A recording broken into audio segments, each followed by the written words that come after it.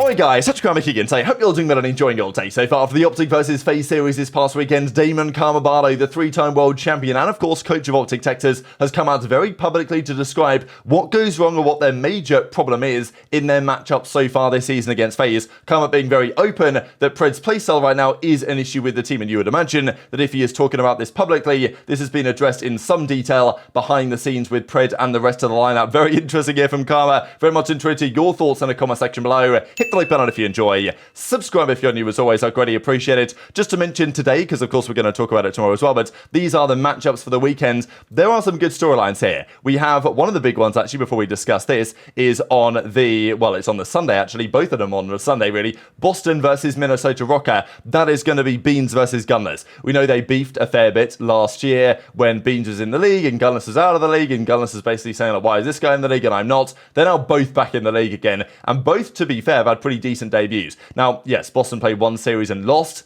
to Miami. It weren't pretty, but Beans played well, I think, and Gunless has arguably been the best player for the Minnesota Rocker over the last two series they have played. They played FaZe, they played Subliners, they lost both of them, but you know, it's not the end of the world. They get to play Boston this weekend, but they need a win there, and so do Boston, right? So that's a massively important series actually in the context of both of those teams' seasons, not even just qualifier stages.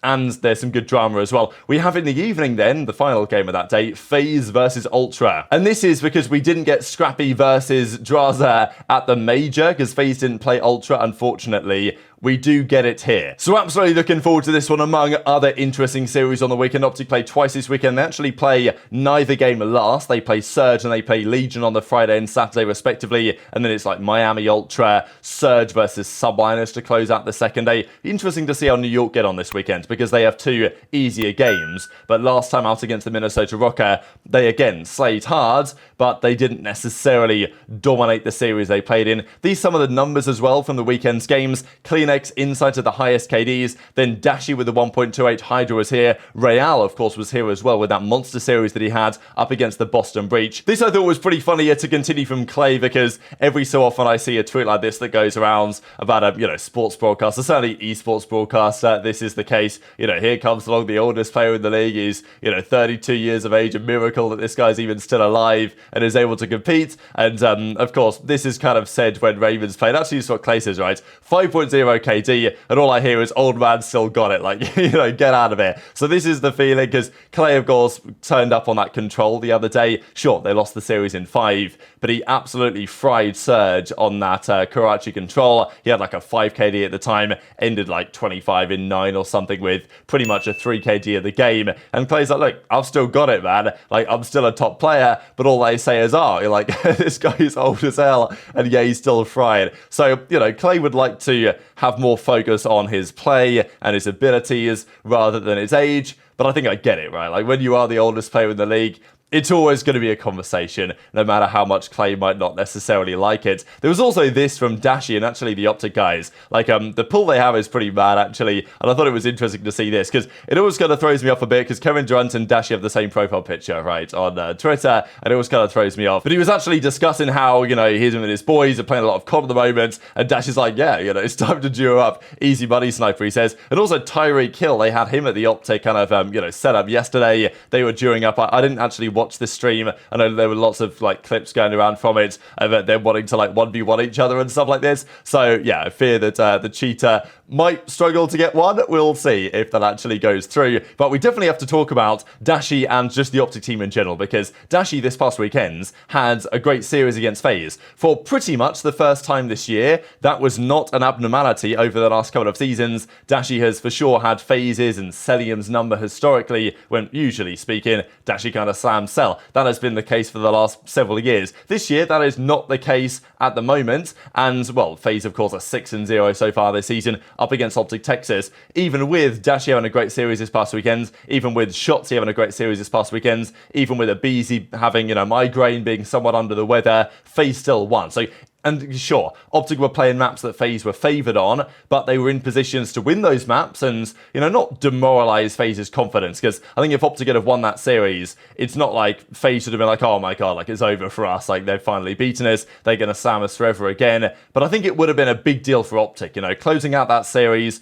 beating FaZe on maps that they're good at. I think that would have been a big confidence booster for OpTic, especially in the manner that they very much could have 3-0'd that series. But they didn't, which is the crucial part. And even if they are good maps for FaZe, you know, the way they lost those specific maps were pretty much unforgivable given the advantages that they had. So this is when Damon Karma Barlow comes into play, the coach of the OpTic Texas team. And this is why, like, given Kenny and the character that he is and the winning player and mentality that he has, and Karma, very much the same story, absolutely not going to sugarcoat anything and holding the guys to the most possible accountability. I just can't see how this OpTic team can continue, like, failing forever. You know, they've got to eventually get over the line here because the structure behind the team is just too good, I would say. Now, the question for me is, like, Karma, sure, he believes these things that he says, and he even says them publicly to maximize the level of accountability required, but, you know, what that translates to behind the scenes in terms of culture and these other elements, we don't really know. What we do know is that Karma has effectively called out Pred very publicly here. He says, like, we're gonna stop playing like pussies in these games, and he says, okay, maybe that wasn't always the case. What was the case, however, is AG, so of course, that being Pred, not playing as fast as he should be, laying down in certain situations, playing what he calls ninja angles, not helping out his team, and he says, yeah, that's a problem, and that's basically the only problem when they play FaZe.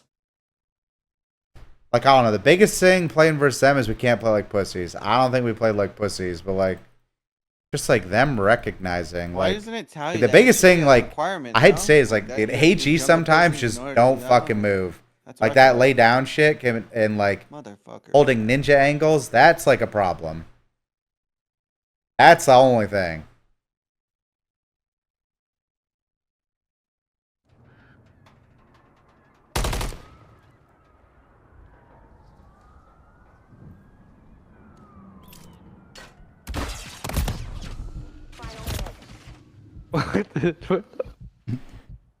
We just go. I'm not even trying. I don't even know where he went.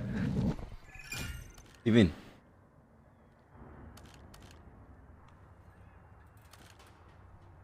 So I think firstly, before we discuss the Pred angle, we have to really mention just the fact that this is being said in the first place. Like, here goes Karma playing old school RuneScape, which is just, you know, honestly just sensational as far as I'm concerned. And here he is just yapping about the COD team, answering certain questions and being very public and honest and open with his feelings. And Karma's been this way even before he was the coach. You guys might remember last season when OpTic had Hook, of course, and Karma, even before he became the coach of the team, was, even when he was the coach of the team, was quite critical of Hook, even publicly, was commenting on live streams about some of the plays that Hook was making, and it was quite clear that Karma felt that, yeah, changes probably needed to have been made to either the playstyle or to the roster or whatever. And I think even Karma made it clear at some point that, you know, he would have brought Pred in over Hook if the opportunity was there. And obviously they've done that now, and it's not necessarily working out for them. The question, I guess, on Pred's playstyle is a kind of interesting one, because many people would say, and maybe understandably,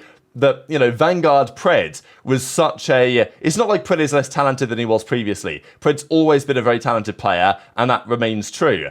But in Vanguard, he was like a hyper-aggressive player, and maybe the game could allow that. Like, the way the movement worked in that game, maybe it was a bit different, maybe it gave the possibilities. But it does kind of seem to me that Vanguard Pred was a bit of a different beast, even in terms of his playstyle, than Pred of last year in MW2, and that MW2 kind of playstyle seems to have carried over a bit to this game, and it's not necessarily helping the team. Like, there are quite often circumstances, you look at the minimap and you think, damn, like, Shotzzy is out here, and Pred's a bit farther back, you know, laying down, waiting for the trade type thing, and it doesn't seem to happen as frequently in situations against other teams. Like, for some reason, when it's FaZe, Pred seems to, you know, I don't want to say it's exactly a mental block, but I definitely do feel like Pred sees Simp's name in the kill feed and thinks that, you know, that 1v1 against Simp was not pretty, let's be honest. And I feel like if that was against a player that wasn't Simp, then maybe Pred would have played it differently. So I think maybe it's a confidence thing in part,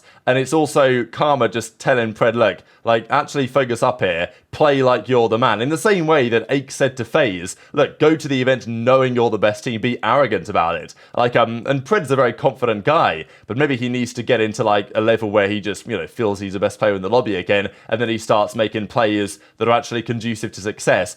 But it's interesting to compare the styles, isn't it? Because if I was Pred, maybe I'm not massively happy that Karma's coming out live on stream and just, airing out everything that I assume they have discussed. Like, if Karma's talking about this publicly on Pred's playstyle and making it very clear that he's not so happy with some of the decisions that were being made, then you could well imagine that this has been discussed behind the scenes with OpTic. Like, surely it has. Otherwise, I don't think Karma's saying this publicly. Whereas Rambo, when he used to do these streams, he'd put himself on the podium and all this stuff. Like, he wouldn't, he wouldn't be this explicit with certain things. He would, maybe sugarcoat or whatever. And that's maybe what you might expect from a coach to do. But Karma is very much, he's very much out there in his opinions. And the thing is with Karma as a coach is that you absolutely cannot disrespect Karma as a coach. Like, Rambo, he has a lot, like, his resume was pretty good, but it's still possible to say, look, Ray, you haven't played in a while, like, do you want to load into a 1v1 like I'll Sam you type thing? Whereas Karma, not only is he the most successful player ever at the World Championship with 3 World Championship wins on LAN, which is the critical parts compared to Clay and Crim. Of course, one of their rings in Dallas Empire 2020 was online.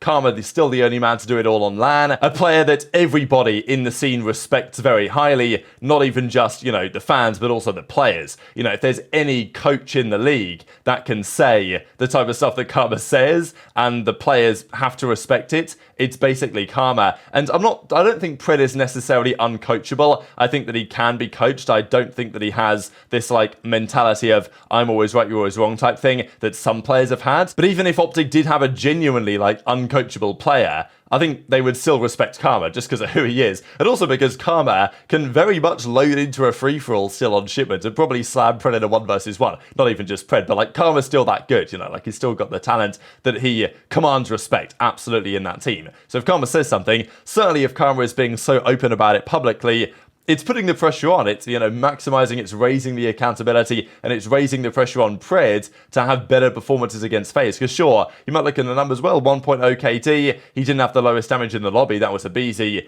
but he did have the lowest damage on his team by quite some way, and that's why, the 88 and 88, 1.0 KD didn't, to me, tell the entire picture of that situation. And, this is kind of where you see moments like this. And I'm not saying that Pred needs to play like this. This clip here from Shotzzy is pretty ridiculous when he's playing like a 1v1 against Pred, and Pred can't figure out how he's managed to pull this off, because Pred's shooting him in the right-hand side, and then I don't even know how he dives this. That's pretty outrageous to me. Pred's like, where did this guy go? I'm not saying Pred needs to play like this, because that's not playing to his strengths, in the same way that playing like this is playing to Shotzzy's strengths. But I do think they need to be more on the same page as an SMG duo. So very much interested your thoughts on all this stuff in the comment section below. Just one final thing to mention for you guys, Fantasy is very much still available, so even though we're a week into the contest or to the qualifiers, you guys can still get involved in Fantasy. There's a load of competitions here. One of them is actually by Surge, where first place prize, Surge sweatshirt, dog tags, all that type of stuff, and of course all the other ones you can enter and win actual prize money. So very much interested your thoughts in the comments below. Hit the like button if you enjoyed,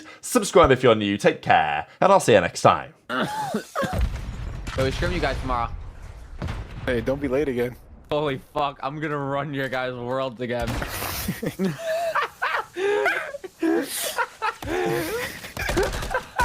Too straight. Take another blinker. Yeah, You're not on that. Take one more blinker for me. Oh, that's good shit.